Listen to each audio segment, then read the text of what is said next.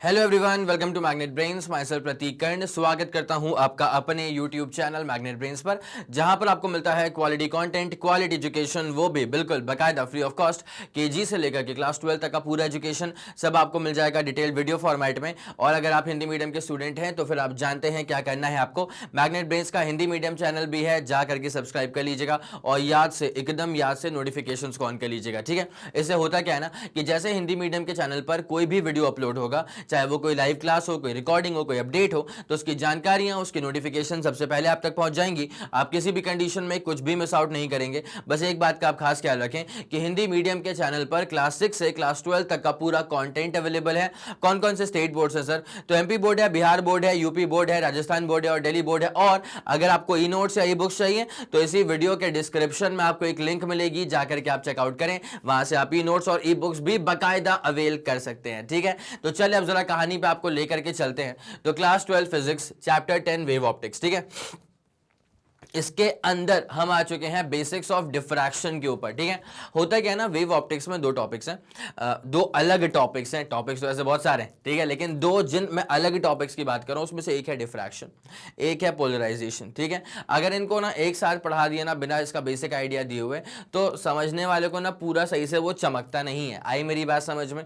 तो करना क्या होता है ना कि पहले आपको इसके बेसिक्स से रूबरू करवाना होता है। इसकी जो छोटी मोटी जो आसपास की बातें होती है पहले एक बार वो बताना पड़ता है आपको। फ्रेस्नेल डिस्टेंस क्या होता है वो बताना पड़ता है आपको। उसके बाद now your mind is ready, ठीक है, to capture everything about diffraction. उसके बाद फिर अपन करते हैं इस पर बेस्ड डेरिवेशंस और फिर उसके बाद हम कूद जाते हैं पोलराइजेशन के ऊपर। ठीक है, तो ये वाला जो वीडियो है ना, इसके अंदर कोई भारी भरकम काम नहीं है। ठीक है, ये वाला वीडियो आप ये समझ लीजिए कि डिफ्रैक्शन में असली छलांग लगाने से पहले ना डिफ्रैक्शन की प्रैक्टिस है यहाँ पे। आई मेरी बात समझ में? अगर आपने ये वाला वीडियो मिस करा किसी भी कंडीशन में, तो जब डिफ्रैक्शन के मेन डेरिवेशन स्टार्ट होंगे ना, तो वहां पे अपन क्या है, सेम ट्यून पे नहीं रहेंगे। आई मेरी बात समझ? इसलिए मैं कह रहा हूं कि मेक श्योर करो कि आप इस वाले वीडियो को पूरा देखेंगे। बहुत ही आरामदायक वीडियो, कुछ भारी भरकम काम नहीं है इसके अंदर। ठीक है, तो बिना समय लगाए लेकर के आते हैं आपको इसके बेसिक आइडिया ऑफ डिफ्रैक्शन के ऊपर। ठीक है, तो क्या होता है सर आइडिया ऑफ डिफ्रैक्शन? इससे पहले सर हम लोग रिफ्लेक्शन पढ़ चुके थे। ठीक है, जैसे नाम जो मिलता जुलता है, तो हम रिफ्लेक्शन पढ़ चुके थे, रिफ्रैक्शन पढ़ चुके थे। तो रिफ्लेक्शन में क्या होता है कि मीडियम वगैरह चेंज नहीं होता है और लाइट जो है उसकी बाउंसिंग बैक हो जाती है, लाइट बाउंस बैक कर जाती है into the same medium in reflection. ठीक है,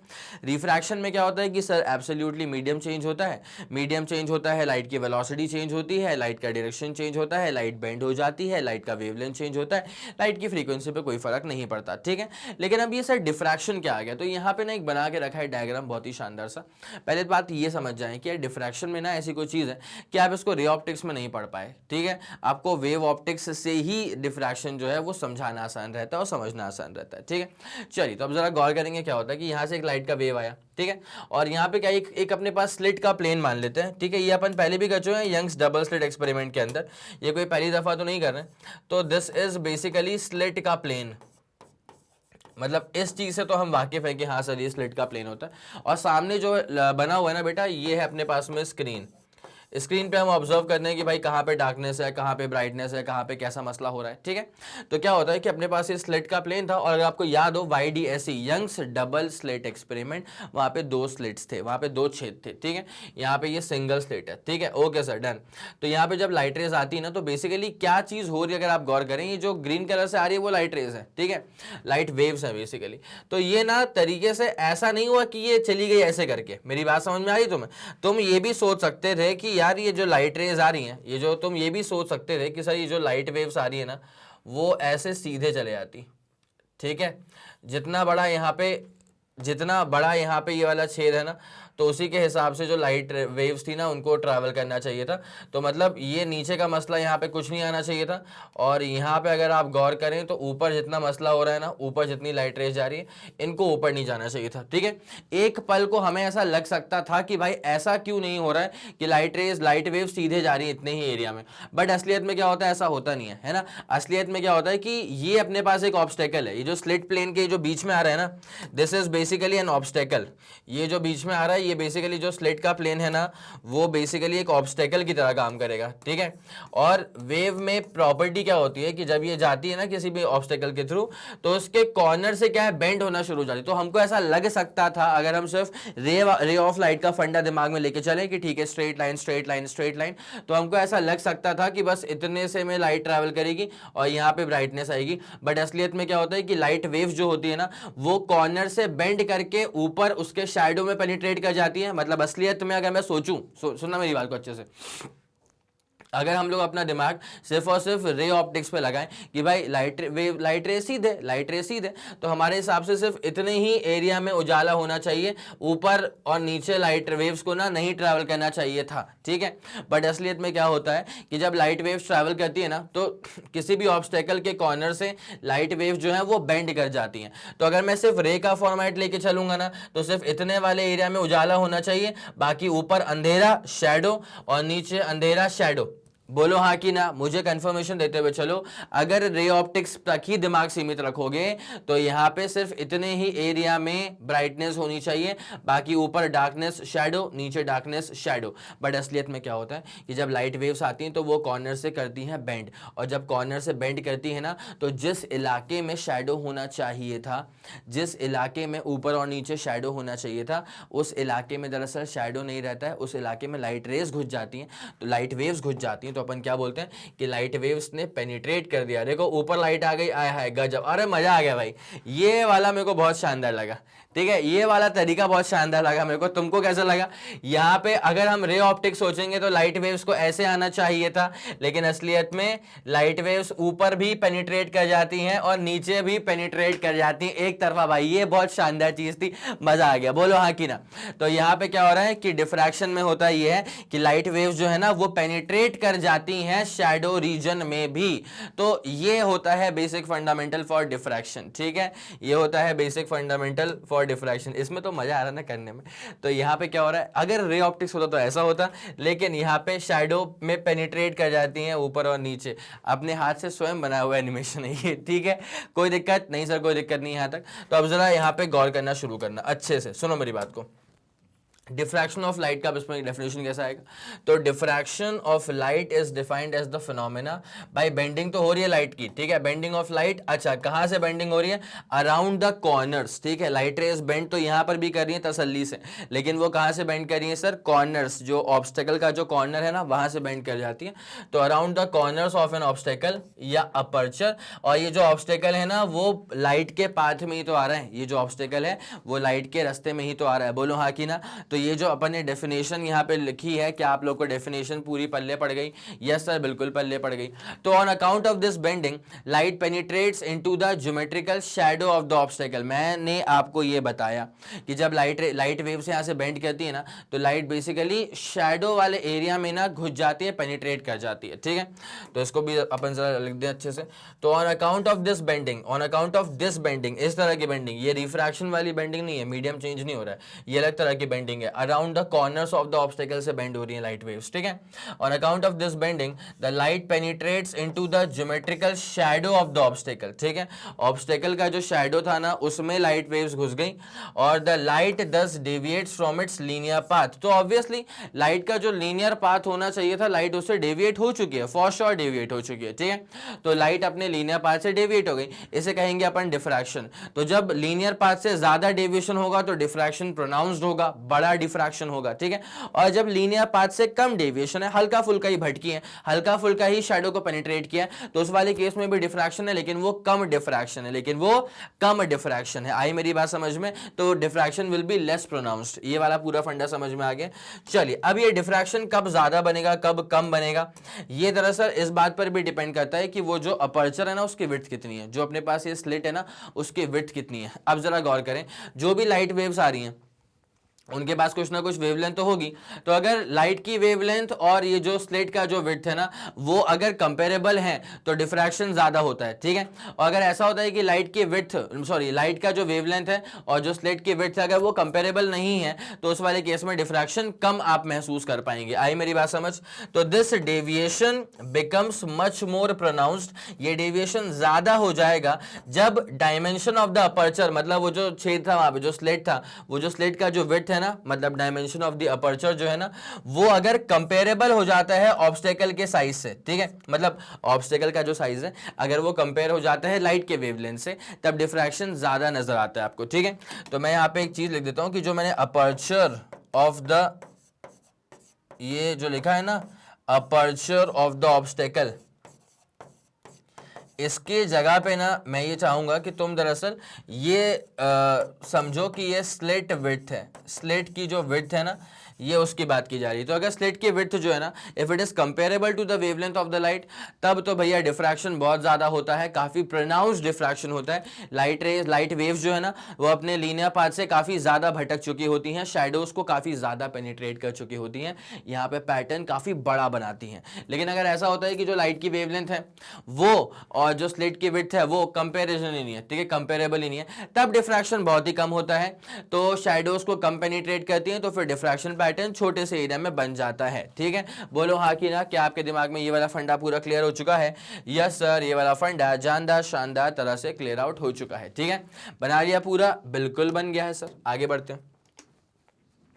Thus, इसका मतलब क्या है? Thus, the narrower we make the slit, the greater is the spreading. जितना ज्यादा हम नैरो स्लिट बनाते हैं, ठीक है, जितना ज्यादा हम नैरो स्लिट बनाते हैं, जितना महीन सा स्लिट बनाते हैं ना उतना ज्यादा लाइट वेव्स में क्या होता है? स्प्रेडिंग होती है। बिल्कुल सही बात है सर।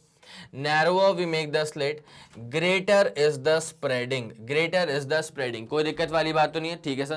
तो note that geometrical optics मतलब ray optics holds only when slit or other apertures that might be located in the path of the light, ठीक है, जो भी slit या जो भी aperture अगर लाइट के पाथ में अवेलेबल है do not have dimensions comparable to या smaller than the wavelength of light, ठीक है। मतलब अगर कंपेरेबल ही नहीं है, मान लिया अगर कंपेरेबल ही नहीं है तो मतलब लाइट की वेवलेंथ अलग ही ऑर्डर पे चल रही है और स्लिट की विड्थ जो है ना वो अलग ही ऑर्डर पे चलती है, तो वहां पे बेसिकली क्या होता है कि अब सही से डिफ्रैक्शन जो है ना हो नहीं पाएगा। आई मेरी बात समझ में? आगे मेरी बात समझ? तो कंपेरेबल तो होना चाहिए ना भाई, तभी जाकर के डिफ्रैक्शन जो है वो हो पाता है। कोई दिक्कत वाली बात है क्या? नहीं सर, पूरा फंडा क्लियर हो चुका है। तो इसलिए क्या होता है कि अब यहाँ पे ना अगर आप साउंड वेव्स की बात करें तो साउंड वेव्स की जो वेवलेंथ होती है ना वो दरअसल अपर्चर के विड्थ से कंपेरेबल होती है। तो साउंड वेव्स में आपको बहुत ही तगड़ा डिफ्रैक्शन देखने को मिलता है, ठीक है। लाइट वेव्स में बेसिकली क्या होता है कि लाइट वेव्स में आपको डिफ्रैक्शन हल्का सा कम देखने को मिलता है, बिकॉज वो कंपेरेबल नहीं रह पाती, उस ऑर्डर पे कंपेरेबल रह नहीं पाती है। कोई दिक्कत? यस सर, पूरा क्लियर हो चुका है। तो geometrical optics hold only when the slit width is comparable to या smaller than the wavelength of the light, ठीक है। ये वाला फंडा समझ में आ गया। मैं चाहूंगा जल्दी से आप इसका स्क्रीनशॉट लेंगे। चलें फिर कहानी में आगे बढ़ जाएं। यस सर, बिल्कुल, यहाँ से कहानी में अपन आगे बढ़ सकते हैं। तो अपन ने अभी क्या देख लिया कि भाई जब अपन लाइट वेव्स की बात करते हैं, ठीक है, तो लाइट वेव्स में बेसिकली क्या होता है कि लाइट वेव्स का जो वेवलेंथ है ना वो होता है अराउंड अगर आप मान के चलें तो 10⁻⁻⁶ मीटर, इसके रेंज का अपने पास लाइट वेव्स विजिबल की बात कर रहा हूं, ठीक है। और ये अपने पास वेवलेंथ है लाइट वेव्स की, ठीक है। अब बेसिकली क्या होता है कि अपने पास जो ये स्लिट बनता है ना, इसका जो अपर्चर होता है ना, ये अपर्चर का जो ऑर्डर होता है ना वो होता है मिलीमीटर्स में, ठीक है, 10⁻³ तो ये बेसिकली क्या होता है कि these two are not comparable, these two are not so much comparable, ठीक है। तो विजिबल लाइट जो है ना वो उसका वेवलेंथ और जो स्लिट का जो अपर्चर है उसका जो वेवलेंथ, उसका जो ऑर्डर है वो कंपेरेबल नहीं है, कंपेरेबल नहीं है, इसलिए डिफ्रैक्शन यहाँ पे ढंग से होता नहीं है। इसलिए कहता हूं कि लाइट वेव्स का जो विजिबल लाइट का जो डिफ्रैक्शन है ना वो बहुत ही मुश्किल से कभी दिख जाए तो दिख जाए, लेकिन साउंड वेव्स में होता है बहुत शानदार डिफ्रैक्शन, ठीक है। कोई दिक्कत वाली बात है क्या? नहीं सर, कोई दिक्कत वाली बात नहीं है। तो यहाँ पे जो अपना ये तो अपने पास बेसिक रिप्रेजेंटेशन था, यहाँ पे आप देख लीजिए, यहाँ पे क्या हो रहा है कि यहाँ पे जो स्लिट का जो विड्थ है ना, यहाँ पे जो स्लिट का जो विड्थ है ना वो बड़ा है और यहाँ पर जो वेवलेंथ है ना वो छोटा पड़ गया, तो डिफ्रैक्शन तो आपको देखने को मिल रहा है, डिफ्रैक्शन तो आपको देखने को मिल रहा है, हल्का सा कम ही डिफ्रैक्शन था। यहाँ देखो भाई, यहाँ आ गया मजा, ठीक है। यहाँ का डिफ्रैक्शन पहले वाले से बेटर है कि नहीं है, यहाँ पे भी डिफ्रैक्शन हो रहा है जब ये स्लिट की विड्थ ही बड़ी है और वेवलेंथ छोटा हो चुका है, ठीक है। डिफ्रैक्शन तो यहाँ पर भी बट लेकिन थोड़ा सा कम ही डिफ्रैक्शन दिख रहा है। यहाँ देखो, यहाँ मजेदार चीज हो रही है, यहाँ पे वेवलेंथ और जो स्लिट का विड्थ है भाई दोनों ही बराबर कर दिए। जब दोनों ही बराबर कर दोगे ना तो यहाँ पे देखने को मिल रहा है तगड़ा डिफ्रैक्शन, ज्यादा फैल गई ना लाइट रेज, लाइट वेव्स, ठीक है। अपने ओरिजिनल पाथ से लाइट वेव जो है वो ज्यादा डेविएट हो चुकी हैं, इसलिए यहाँ पे आपको डिफ्रैक्शन जो है वो ज्यादा देखने को मिल रहा है। भाई यहाँ सबसे मजेदार काम हो रहा है, यहाँ पर जो स्लिट का विड्थ है ना वो तो वेवलेंथ से भी छोटा हो गया, और जब स्लिट का विड्थ जो है वो वेवलेंथ से भी छोटा हो जाएगा तब आता है ज्यादा हाईली प्रोनाउंस्ड डिफ्रैक्शन, ठीक है। तो यहाँ पे क्या है, इसमें अगर आप चेक करेंगे तो एक सेकेंड, इसमें अगर आप चेक करेंगे तो यहाँ पे लीस्ट डिफ्रैक्शन, यहाँ पर मॉडरेट डिफ्रैक्शन, यहाँ पर मैक्सिमम डिफ्रैक्शन, ठीक है। बोलो हाँ कि ना, सब पूरा फंडा क्लियर है। तो यहाँ पे क्या चीज लिखी हुई है बेटा, In principle, the phenomena of diffraction is common to all types of waves, ठीक है। हर तरह के वेव्स में आपको डिफ्रैक्शन देखने को मिल जाता है, लेकिन साउंड वेव्स में प्यारी बात क्या होती है, in the case of sound waves and radio waves diffraction is observed readily, और ज्यादा प्रोनाउंस डिफ्रैक्शन होता है, क्योंकि ऑब्वियसली अगर डिफ्रैक्शन ज्यादा हो रहा है इसका मतलब वेवलेंथ जो है ना that is in order with the aperture of the slit, ठीक है, मतलब वो स्लिट के विड्थ के कंपेरेबल में, तो is observed readily because wavelength of these waves is large, ठीक है। भाई देखो यार, पहली बात तो ये समझो, ये जो स्लिट का विड्थ है ना, अगर वो मिलीमीटर्स में तो भी वो लार्ज है, ठीक है। अगर वो मिलीमीटर्स में ना तो भी वो लार्ज है, बिकॉज हम इसे कंपेयर किससे करने वाले हैं, वेवलेंथ, वेव्स के वेवलेंथ से कंपेयर करने वाले हैं। वेव्स का जो वेवलेंथ है ना वो कोई 2-4 मीटर थोड़ी ना होता है, आई मेरी बात समझ। तो यहाँ पे क्या होता है कि अगर रेडियो वेव्स की या साउंड वेव्स की आप बात करेंगे ना, उसकी वेवलेंथ बड़ी है, और ये जो अपर्चर है ना वो मिलीमीटर में होकर के भी बड़ा ही अपर्चर है, ठीक है। तो आप उसमें क्या बोलते हैं कि भाई यहाँ तो कंपेरेबल हो गया, और जब कंपेरेबल हो गया, और देखो यार स्लिट्स यूजुअली इसी वेवलेंथ की जो ऑर्डर होता है ना उसी के आसपास के अपने को स्लिट आराम से मिल जाते हैं, ठीक है। तो इस वाले केस में क्या है कि आराम से रेडिली आपको डिफ्रैक्शन देखने को मिल जाता है। लेकिन अगर आप विजिबल लाइट की बात करें तो वहां मसला चेंज हो गया। विजिबल लाइट का वेवलेंथ बहुत छोटा होता है यार, बहुत छोटा मतलब क्या, very small when compare to the aperture of the slit. आई मेरी बात समझ, लाइट की जो वेवलेंथ उसको बहुत छोटा मैं क्यों बोल रहा हूँ, because I am comparing the wavelength of light with the aperture of the slit. आई बात समझ, यस। तो for a visible light wavelength बहुत छोटा होगा, उसका कितना होगा, माइक्रोमीटर, मतलब 10 की पावर -6 मीटर के ऑर्डर का होगा। इसका मतलब क्या है कि diffraction of visible light is not so common. इसका मतलब क्या है कि विजिबल लाइट का डिफ्रैक्शन जो है ना, विजिबल लाइट का जो डिफ्रैक्शन है वो इतना कॉमन नहीं है। क्यों कॉमन नहीं है, बिकॉज वेवलेंथ जो है वो कंपेरेबल नहीं है ना, वेवलेंथ और स्लिट का जो विड्थ है वो कंपेरेबल नहीं है। आगे बात समझ। तो इस तरह के इस साइज के जो ऑब्स्टेकल्स है ना, इतने छोटे अपर्चर वाले ऑब्स्टेकल्स मिलना बहुत बहुत बहुत मुश्किल है। इसलिए ऐसा होता है कि इतने आराम से आपको जो डिफ्रैक्शन विजिबल लाइट में ना वो दिखाई देता नहीं है, ठीक है। बोलो हाँ कि ना, यस सर। ये वाला फंडा पूरा तरीके से क्लियर आउट हो चुका है, निपटा दिया जाए इसको सर, बिल्कुल ही निपटा दिया जाए। चलें अब आते हैं क्या डिफरेंस होता है between interference and diffraction of light, ठीक है। तो following are the important points of difference between the interference and diffraction of light. Interference की जब मैं बात करूंगा ना तो मैं चाहता हूं कि आपके दिमाग में यंग्स डबल स्लिट एक्सपेरिमेंट चलता रहे। अगर आप लोगों ने किसी भी कंडीशन में YDSC का डेडिकेटेड वीडियो मिस कर दिया है तो गलती कर दी है, जा करके अभी गलती सुधारो और प्लेलिस्ट में जाके चेक कर लो, मिल जाएगा आपको YDSC का वीडियो, देख लो तरीके से, डायग्राम बहुत जानदार है वहां पे, ठीक है। तो following are the important points of differentiations between interference and diffraction. पहला क्या, interference is due to superposition of two distinct waves, ठीक है। तो इंटरफेरेंस जो है ना वो कब होता है, जब दो अलग अलग जगह से वेव्स आ रही होती हैं और वो सेम कोहेरेंट, मतलब वो कोहेरेंट सोर्सेज से आ रही होती हैं, ठीक है। अब ये कोहेरेंट सोर्सेज अलग अलग तो नहीं लेके चल सकते अपन, ठीक है। दो इंडिपेंडेंट सोर्सेज कभी भी कोहेरेंट नहीं हो सकते, बिकॉज कोई गारंटी नहीं कि electron same frequency same phase पे लाइट रेज एमिट कर रही होंगी, ठीक है। कोई ऐसा गारंटी तो आप दे नहीं सकते वहां पे, ठीक है। तो अगर आपको कोहेरेंट सोर्सेज बनाना है ना तो वो कैसे बनता है, सबसे प्यारा तरीका जो है उसका भाई वो ये देखो, जो हमने यूज भी किया था YDSC के अंदर, this is the main source, ठीक है। This is the main source. तुम्हें मेन कोर्स नहीं तो नहीं दे दिया, तुम्हारा खाने पीने का मन तो नहीं कर रहा भाई। अब क्या होता है कि यहाँ पे ना ये अपने पास एक वेव फ्रंट था, ठीक है। अब क्या होगा कि मैंने मान लो कि यहाँ पे मैं अगर दो ओपनिंग्स निकाल लूँ, एक ओपनिंग यहाँ निकाल ली, एक ओपनिंग मैंने यहाँ निकाल ली, ठीक है, और I am treating them as the source of light, ठीक है, एक ओपनिंग यहाँ पे, एक ओपनिंग यहाँ पे, and I am treating them as the source of light. तो ये S1 है और ये S2 है, ठीक है। तो अब इनकी अपनी अपनी वेव फ्रंट्स बनेंगी भाई, इनकी फिर क्या है सर, अपनी अपनी वेव फ्रंट्स बनेंगी, ये अपनी बनाएगा और ये अपनी बनाएगा वेव फ्रंट, ठीक है। ऐसे फिर ये बनाते रहेंगे, तो इनका क्रस्ट बनेगा, फिर इसका ट्रफ बनेगा, फिर ये S2 वाले का ट्रफ बनेगा। तो अब ना अगर आप देखें इसको अच्छे से तरीके से आप देखें तो S1 S2 जो है ना वो कोहेरेंट सोर्स ऑफ लाइट है, ठीक है। यहाँ पे जो S1 है और S2 है ना, इसको मैं बोल दूंगा कोहेरेंट सोर्स ऑफ लाइट। इसको मैं क्या बोल दूंगा सर, S1 और S2 को मैं बोल दूंगा कोहेरेंट सोर्स ऑफ लाइट, क्योंकि ये एक ही वेव फ्रंट पे दो पॉइंट्स आ गए ना, एक ही येलो वाले वेव फ्रंट पे, एक ही येलो वाले वेव फ्रंट पे ये दो पॉइंट्स मैंने उचका लिए हैं, ठीक है। तो इत्मीनान से ये दोनों कैसे, अब ये सामने वाली के लिए जो चैप्टर 10 लिखा हुआ है, तो चैप्टर 10 को लग रहा है कि S1 S2 से लाइट रेज आ रही है, चैप्टर 10 के पॉइंट ऑफ व्यू में जो यहाँ पे लिखा है S1 और S2 के रिस्पेक्ट में लाइट वेव्स आ रही है, ठीक है। तो अब ये S1 S2 जो है ना वो कोहेरेंट सोर्स हो जाएंगे, यहाँ पे कोई दिक्कत वाली बात है नहीं सर, पूरा सही है। तो इंटरफेरेंस में क्या हो रहा है कि यहाँ पे सुपरपोजिशन होता है दो अलग अलग तरह के, दो different waves coming from to coherent sources, ठीक है।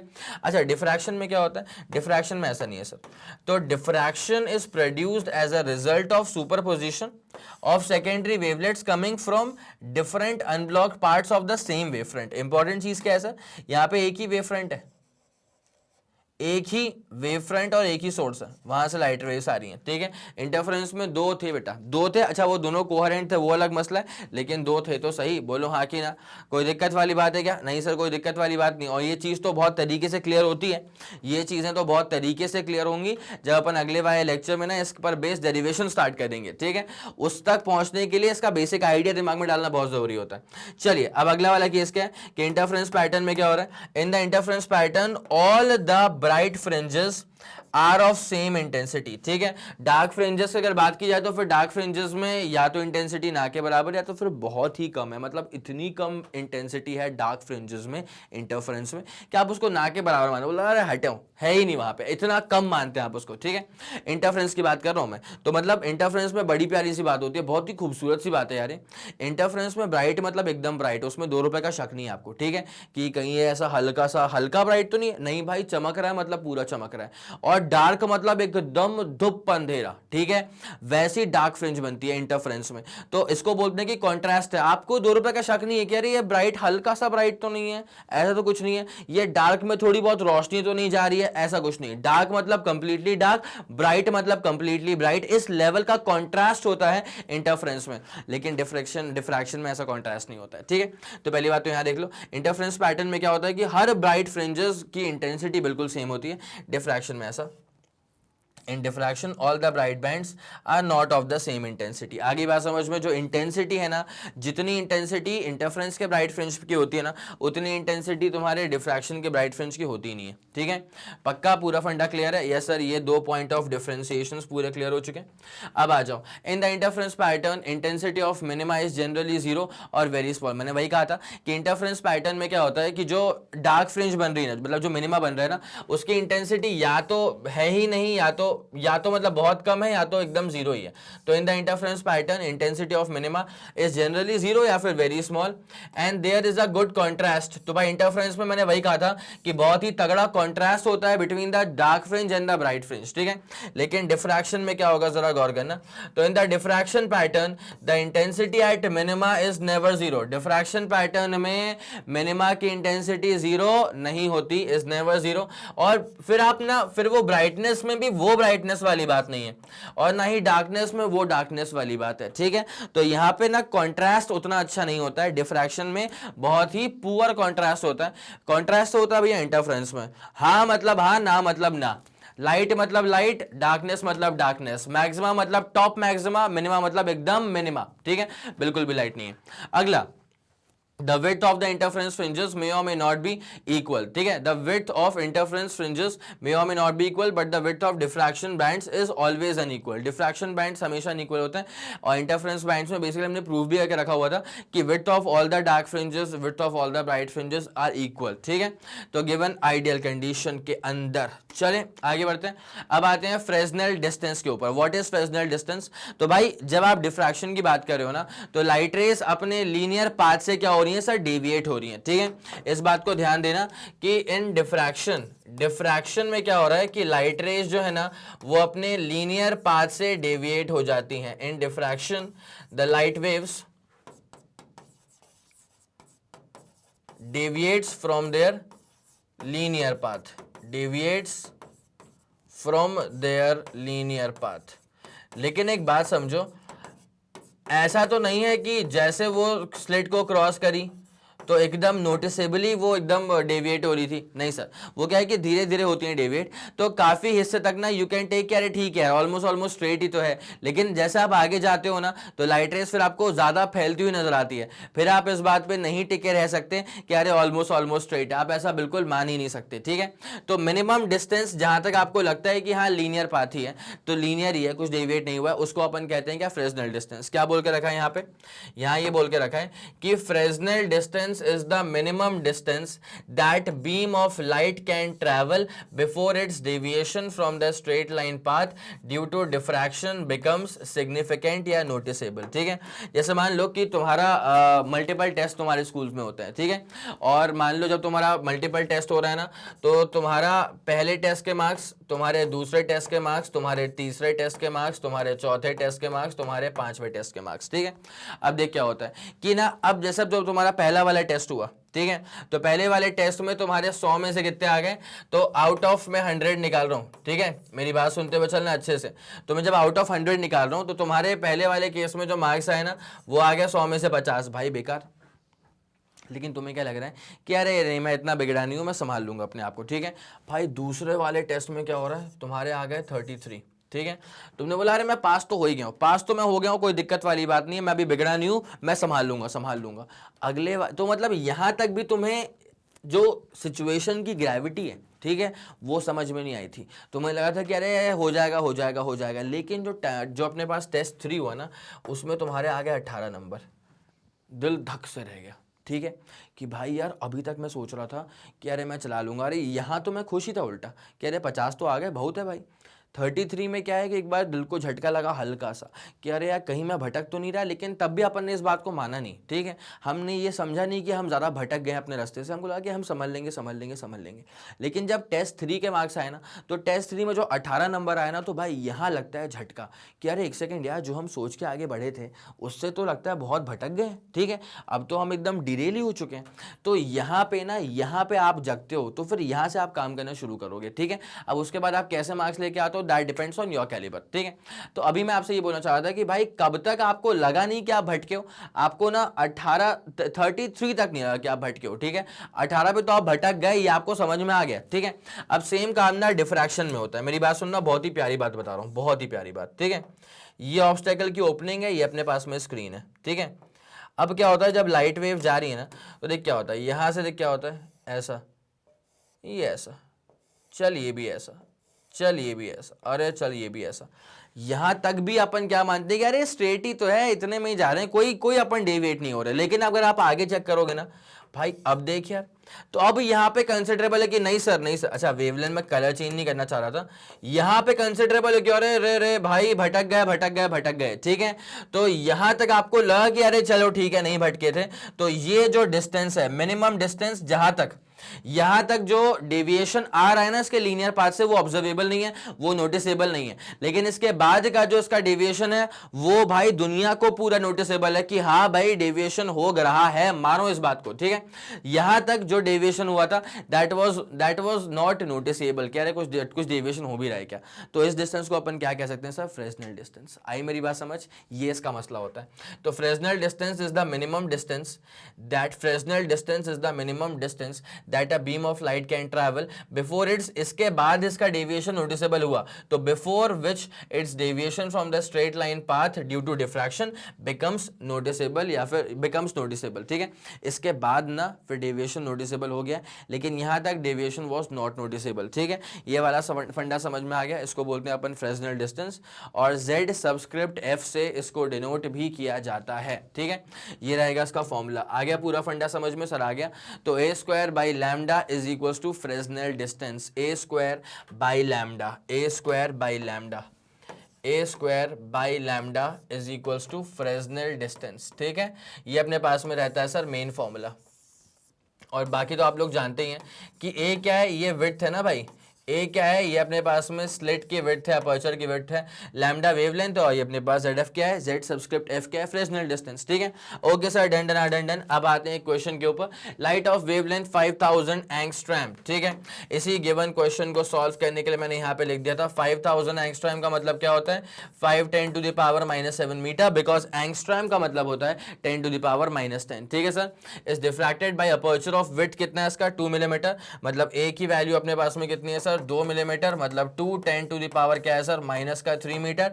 बहुत बढ़िया। अब क्या पूछ के रखा है, तो for what distance travelled by the diffracted beam does the spreading due to diffraction becomes greater than the width of the aperture, मतलब बिकम्स नोटिसेबल। ठीक है, तो आपको निकालने को बोला है फ्रेस्नेल डिस्टेंस बेसिकली। ठीक है, तो फ्रेस्नेल डिस्टेंस निकालने को बोला है, तो अब सीधे आप फॉर्मूला अप्लाई कर दो। तो फॉर्मूला अपने पास में क्या है sir, A square by lambda, तो ए का स्क्वायर करेंगे और नीचे अपन करेंगे लैम्डा। ए कितना है ये, तो इसका स्क्वायर करेंगे तो 4 और 10 की पावर क्या है सर, -6। उसके बाद नीचे अपन करेंगे लैम्डा, तो लैम्डा है 5 10 टू द पावर कितना है सर, 5 10 टू द पावर कितना है सर, -7। ठीक है, तो देयरफॉर अब जो अपने पास में फ्रेस्नेल डिस्टेंस आएगा वो अपने पास में कितना आएगा, 4/5। तो 1/5 करेंगे तो 0.2, तो 0.2 इंटू 4 करेंगे तो 0.8, और उसके बाद क्या हो जाएगा सर, 10 की पावर 7 -6 करेंगे, 10 की पावर 1 बचेगा। तो फ्रेस्नेल डिस्टेंस अपने पास में क्या बच जाएगा सर, 8 मीटर। बोलो हाँ कि ना। ठीक है, क्या आपके दिमाग में ये वाला फंडा बहुत ही खूबसूरत तरह से जम गया है? यस सर, ये वाला फंडा बाकायदा तरीके से समझ में आ चुका है। ठीक है, चलें सर, तो अब इसी के साथ खत्म होता है हमारे पास ये बेसिक्स ऑफ डिफ्रैक्शन। ठीक है, उम्मीद करता हूं कि आपको हर एक बात बहुत ही खूबसूरत तरह से, जानदार शानदार तरह से समझ में आ गई होगी। अगर आपको लगता है कि इस वीडियो ने आपकी सच में हेल्प करी है तो बनता ही है कि आप इस वीडियो को लाइक करेंगे, उसके बाद इस वीडियो को फैला दो अपने सारे मित्र मंडल में। सबको ये बात मालूम चल जानी चाहिए कि मैग्नेट ब्रेन्स के चैनल पर प्लेलिस्ट में फिजिक्स में क्या क्या शानदार चीजें ऐड हो चुकी हैं और क्या जबरदस्त चीजें आप तक और भी जल्द से जल्द पहुंचने वाली हैं। अगर आपका कोई भी फीडबैक है या सजेशन है, तारीफ है या बुराइयां हैं या जो कुछ भी है, तो बड़ी प्यार भरे शब्दों में अपनी सारी बातें आप मुझ तक पहुंचा सकते हैं यूजिंग द कमेंट सेक्शन। मैं और मेरी पूरी टीम सुपर एक्टिव रहेगी। हम लोग बाकायदा सारे कमेंट्स को चेक करते हुए चलते हैं, बिकॉज आपके ही फीडबैक पे काम करके वीडियोस की जो क्वालिटी है वो टॉप नॉच लेवल तक पहुंचती है और फिर हम आप तक डिलीवर कर पाते हैं। ठीक है, इसी के साथ खत्म करेंगे इस पूरे वीडियो को। और जैसे कि आप सब लोग जानते हैं कि मैग्नेट ब्रेन्स जो प्रोवाइड करता है वो है English medium as well as Hindi medium वाली classes with entire full complete syllabus coverage. ठीक है, उसके बाद CBSE board, Delhi board, Bihar board, UP board, MP board, Rajasthan board और वैदिक मैथ्स क्रैश कोर्स और स्पोकन इंग्लिश। इसके अलावा अगर आपको कोई भी इंफॉर्मेशन चाहिए तो आप मैग्नेट ब्रेन्स के ऑफिशियल वेबसाइट पर जाकर के विजिट कर सकते हैं। Thank you so much.